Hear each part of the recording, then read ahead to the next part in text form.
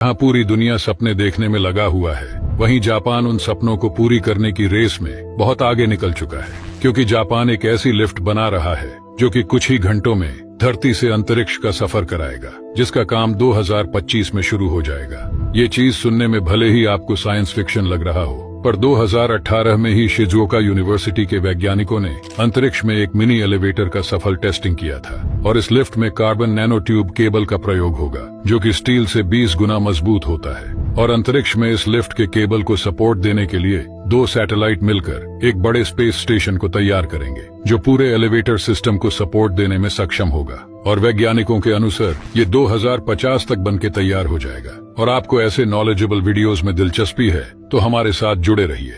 चलिए आपको बताते हैं बोतल से पानी निकालने का सबसे आसान तरीका।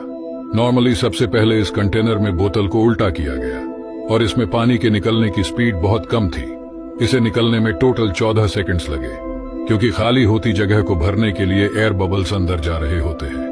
दूसरे तरीके में बोतल को घुमाकर कुछ इस तरह से उल्टा किया गया, जिसके कारण एक चैनल क्रिएट हो गया हवा के अंदर जाने के लिए। इसमें लगभग 8 सेकंड्स लगे। आखिरी तरीके में बोतल के अंदर एक स्ट्रो डालकर स्ट्रो को खोल दिया गया, जिसके जरिए हवा के निकलने के लिए एक सीधा रास्ता बन जाता है, और इसमें लगभग 4 सेकंड्स लगते हैं।